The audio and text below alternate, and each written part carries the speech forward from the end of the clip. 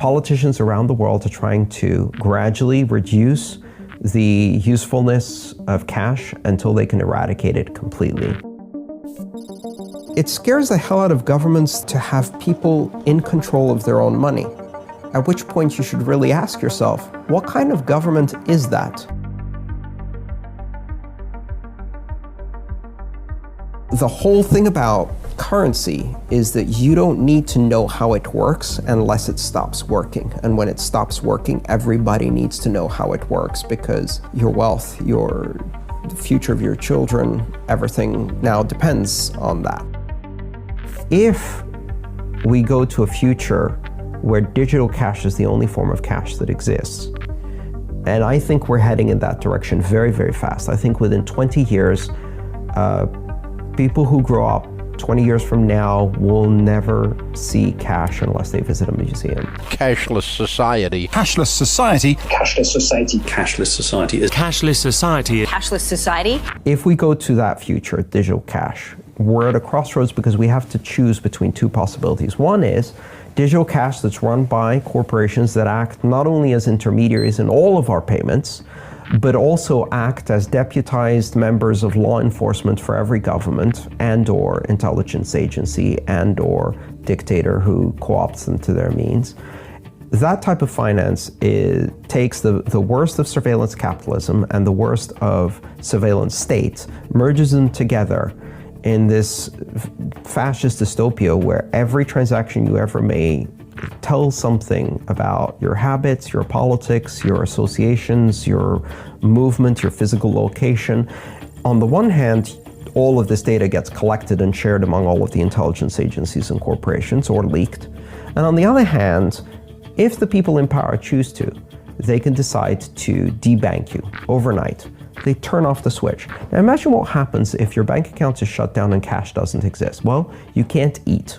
You can't buy food. Done. You can't use transportation. You can't rent an apartment. They can literally destroy your life in a second. And if you think this is crazy, this is happening today in China. They have a system called Sesame. It's called a social credit score. And they use your social media postings to give everyone a score as to how well they toe the line of political correctness to the doctrine of the Communist Party. People who have a negative credit score on that system are denied access to public transportation. They're denied access to airlines, they're denied access to trains, they're denied access to jobs in the government, they're denied access to apartments to rent. They're doing that today. Now, today, those people have cash to go back on. What happens when there's no cash? If the only people who are allowed to be intermediaries are the large corporations, they will commit the crime. It's like if you want to rob a bank nowadays, the best way to do so is to have a banking license. Then you can rob the entire bank and/or country with complete immunity or impunity. If you rob one person and steal 20 pounds from them, you're going to jail. If you rob 2 million people of their homes and mortgages, right? You're not going to jail. You're getting a 10 million bonus from the bank and you're retiring in peace and quiet in the countryside. There are two ways to express power in this world, voice and exit. When voice is no longer sufficient, and sometimes even when it is, exit is a more powerful expression. And exit means get your money out of the system, get yourself out of the system, and reduce your exposure to the ridiculous system as much as you can. Bitcoin is a means to switch from expressing power through voice to exit. This is one of the things that can compete with banks. And banks really need competition, right? They're way too comfortable with their power and established systems. As I've said many, many times, the election choices facing Americans were a choice between blue Goldman Sachs and red Goldman Sachs. You can choose the color, but Goldman Sachs is still going to be in charge, and if you think your vote is going to make a difference, you're a fool. But in a broader sense, we live in a world that is very fragmented, where money faces borders, very hard borders, strict lines of demarcation between countries and currencies. And you have these national currencies that are badly managed by governments and banks in countries where There is very little difference between a government, a bank, and an organized crime syndicate. All three are the same. The governments are organized crime syndicates. And so what happens when they have a crisis is they take the entire population hostage with them. They shut down the borders, they create currency controls, you can't withdraw money from the ATMs, you can't exchange money for another currency, you go with the ship and sink down with it. Bitcoin is one of those things that actually offers a safe haven in that particular situation.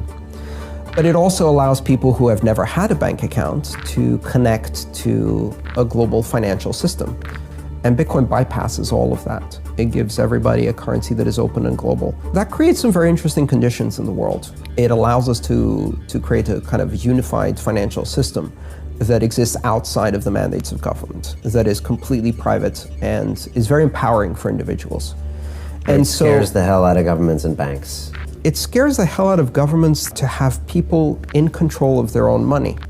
At which point you should really ask yourself, what kind of government is that doesn't believe in freedom of association, freedom of expression, freedom of commerce? That's more of an indictment of that kind of government than it is of Bitcoin. If your government is afraid of Bitcoin, you should ask yourself, what kind of government do I have? Creating a currency that does not belong to a nation seems weird at first. But then again, we used to have airlines that only existed for one nation and had the flag on the tail, right? Flag carriers, they called them, and phone companies that were monopolies in one nation and had the flag on them. And now that seems absurd.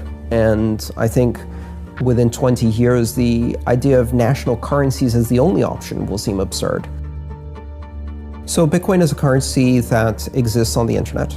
That is created on the internet, that really serves the needs of the internet generation.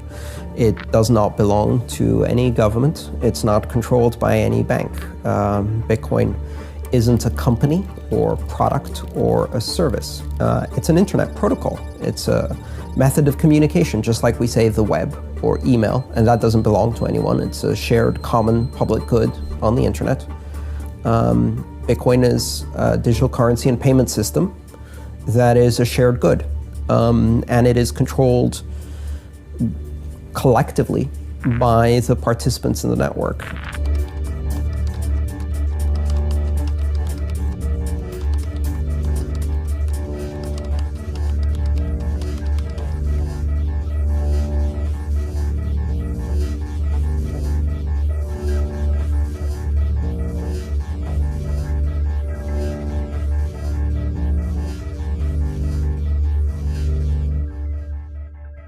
If you liked the video, a sub to the channel would be incredible, and also share the video to spread the word. You can watch another video, just click left or right. Keep inspiring.